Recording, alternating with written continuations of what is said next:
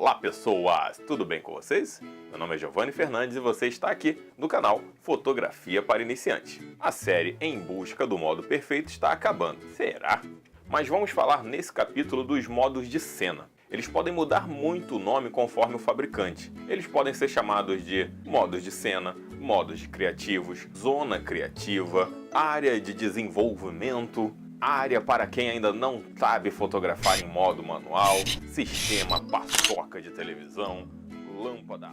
Enfim, tem vários nomes e vai mudar muito conforme o fabricante. Eu escolhi os principais encontrados nas câmeras. Vamos entendê-los? Modo retrato. Esse modo, conforme o próprio nome sugere, é para tirar retrato. Pessoas, grupo de pessoas. Mas como esse modo funciona? Ele vai utilizar uma baixa profundidade de campo para poder dar aquele efeito bonito de fotos embaçadas, também conhecido como bokeh. Se você está iniciando fotografia e está utilizando esse modo, então provavelmente você tem uma lente 18-55. A câmera aqui ela não está com a 18-55 porque a 18-55 está agora na câmera que eu estou usando para filmar. Porque a outra 18-55 que eu tenho, ela vai dar problema se eu utilizar aqui. Depois eu explico por quê. Fala o seguinte, bota a sua lente 18-55 e para poder tirar foto de retrato das pessoas, procura utilizar em 5.5. Afasta bem a pessoa do fundo, que a câmera ela vai tentar utilizar a menor abertura possível. 3.5, 4, vai depender da sua lente aí. Aliás, é provável que a sua câmera nesse modo utilize um modo parcial de medição e, dependendo do caso, ainda pode utilizar um sistema de focagem única. Até porque, depois que você fizer o foco na pessoa, a pessoa não vai ficar se movimentando. Há modelos de câmera que, nesse modo de retrato, podem utilizar o modo Burst. O modo Burst, ele vai fazer várias fotos seguidas. Quer ver aqui, ó? Tá no modo retrato. Aliás, no modo retrato, ela também pode, do nada, disparar o flash. Quer ver? Eu vou apontar para um lugar escuro. Vou botar em manual, porque ela não vai focar. Olha lá, já armou o flash. Agora o que eu vou fazer? Eu vou apontar ali para ele não ter que armar o flash e vou começar a disparar, mas eu vou apenas manter pressionado o botão. Tá vendo? Tá disparando, disparando, disparando. Então o modo Burst ele vai ser utilizado nesse sistema de retrato. Mas por que usar o modo Burst? Porque tem pessoa que vai fazer a pose para foto, só que vai ficar piscando toda hora. Então, existe uma possibilidade muito grande de você fotografar essa pessoa e ela sair com os olhos fechados. Se bem que o Photoshop já conserta isso. Modo paisagem. Nesse modo, se sugere o uso de uma lente grande angular. Se você não tem uma lente grande angular, tipo 8mm, utiliza a sua 18-55 em 18mm. Uma coisa interessante é que é bem provável que nesse modo de paisagem, a sua câmera procure focar em mais de um ponto. E ela ainda pode usar a distância hiperfocal, naturalmente junto com o diafragma bem fechado. Meio complicado, né? Vamos por parte. Sua lente em 18mm, ela vai ter um campo de visão maior do que se ela tivesse em 55mm. Na fotografia de paisagem, geralmente vai se utilizar lentes grandes angulares justamente para captar o maior número de coisas feitas pela majestosa mamãe natureza. E em relação ao foco, a sua câmera ela pode buscar um ponto de focagem em diferentes lugares, não só no meio. Isso vai ser útil principalmente se você vai utilizar, por exemplo, a regra dos terços e vai colocar 2/3 de céu e 1/3 de paisagem.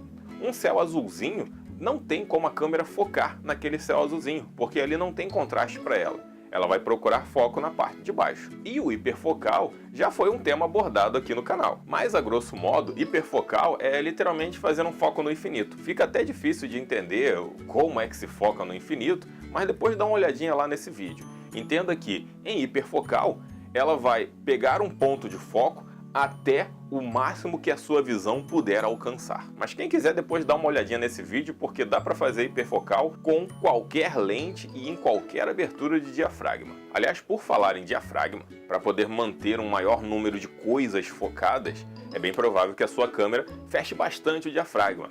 f7.1, f11, f22. Isso vai fazer com que pouca luz chegue ao sensor.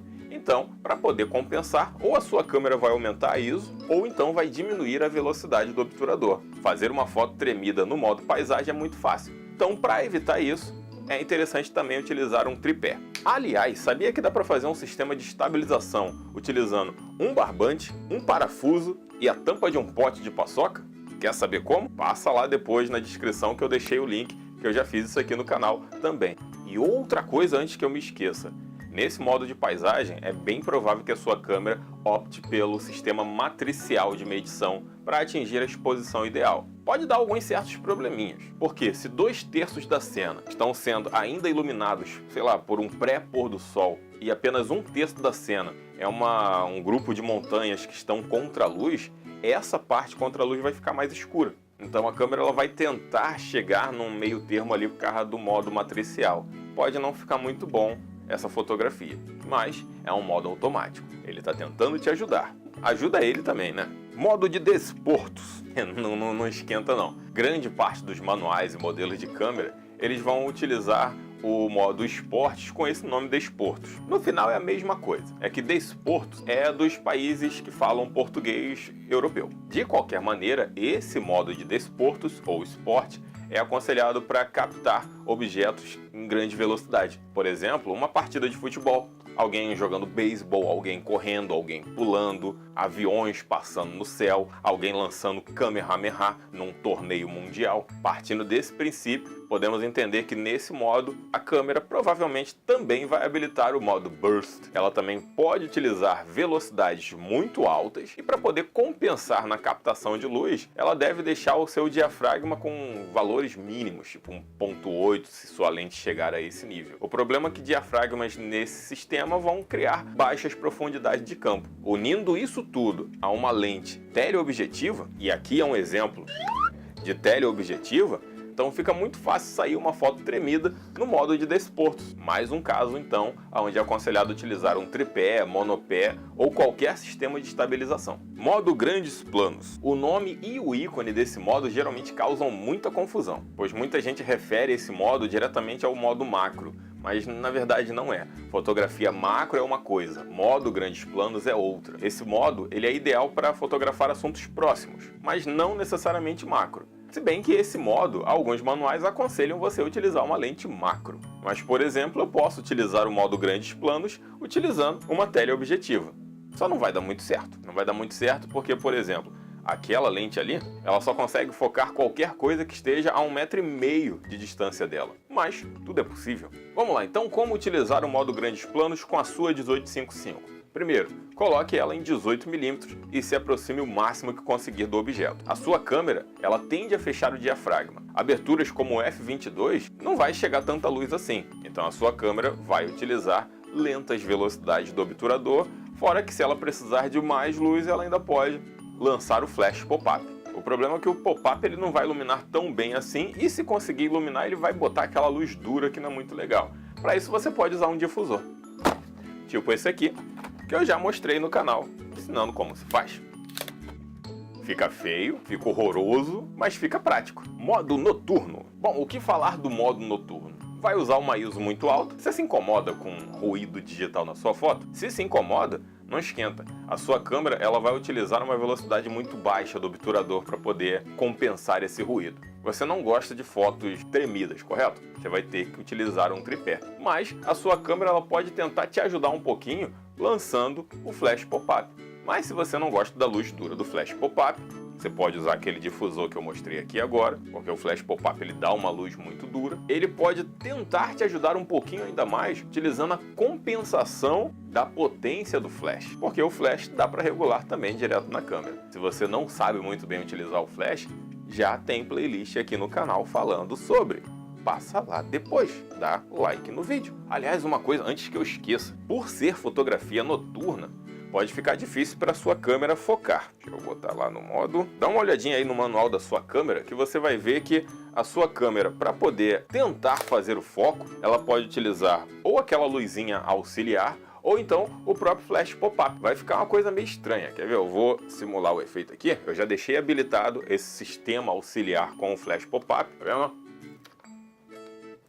Tem muita gente que acha que isso é defeito na câmera, mas na verdade não. É uma coisa que está lá habilitado e você pode desabilitar. Porque ele fica lançando esse flash várias e várias vezes para ele tentar achar aonde focar. Quando ele achar o foco, aí ele para com essa frescura de flash para tudo que é lado. Então dá uma olhada no seu manual e vê se a sua câmera tem suporte a isso. Se tiver e tiver habilitado, cuidado para você não assustar a pessoa que você vai fotografar, porque do nada... Tá Tá vendo? É flash pra tudo que é lado, isso não fica legal, cara. Até porque nesse momento eu não tô conseguindo enxergar nada. Ou então avisa pra pessoa que vai sair flash pra tudo que é lado. Bom, povo, tem muitos outros modos além do que esses que eu falei. Eu li uma penca de manuais aí de câmeras, vi alguns outros modelos de câmera, por exemplo, essa câmera aqui, ela tem isso aqui tudo de modo, ó. Isso aqui tudo é modo. Então tem o modo de retrato, tem modo de paisagem, modo de esportes, modo noturno, tem aqui modo de fogos de artifício, tem modo praia, modo neve, modo pôr do sol, modo nascer do sol. Essa tem o modo grandes planos e modo macro. Ela tem modo restaurante, ela tem modo aqui museu, ela tem modo livro, tem modo fotografia de animais. Só lendo o manual para entender como cada um funciona. E entendendo como cada um funciona, você já consegue entender como conseguiria recriar esses modos utilizando apenas o modo manual. Então, essa é a grande questão. Esses modos existem para ser usados. Utilizá-los não vai fazer você se tornar menos fotógrafo do que a pessoa que usa apenas o modo manual. Até porque, convenhamos, pessoas que trabalham com fotografia, grande parte não vai utilizar só o modo manual. Paparazzis, por exemplo, eles vão tentar utilizar os modos mais automáticos possíveis, porque o trabalho deles exige rapidez, agilidade, é fotografar e meter o pé. Fotógrafos de casamento, por exemplo, podem em muitas situações utilizar alguns modos de prioridade que vimos semana passada, ou a prioridade de abertura, ou a prioridade do tempo, porque em alguns momentos você não pode pensar em toda a cena, você está num ambiente que você não controla a iluminação do ambiente, então nisso você tem que pensar rápido, e o modo manual você vai ter que controlar tudo ali da câmera, por isso que o modo de prioridade pode te ajudar, um modo de cena, dependendo do caso, também vai te ajudar. O que precisa parar é o seguinte, das pessoas acharem que é só o modo manual que pode ser utilizado. Isso é errado, isso é um pensamento aí, é um pensamento de pessoa teimosa. Cada profissional ele vai utilizar o modo que melhor se adaptar ao trabalho dele e da forma com que ele trabalha. E por falar em modos, qual é o modo que você gosta de utilizar na sua câmera? Bota aí nos comentários. Por enquanto, ficamos por aqui. Essa série, será que terminou ou será que existe algum outro modo aí na câmera que possa ser utilizado profissionalmente? Será que tem mais algum? Vamos saber mais pra frente. De qualquer jeito, domingo que vem, nos encontramos de novo aqui no canal ao meio-dia, até porque o universo da fotografia é infinito. Então, vamos sempre estar aqui ao meio-dia, que é a hora do almoço, é aquela hora bacana. Até o próximo vídeo.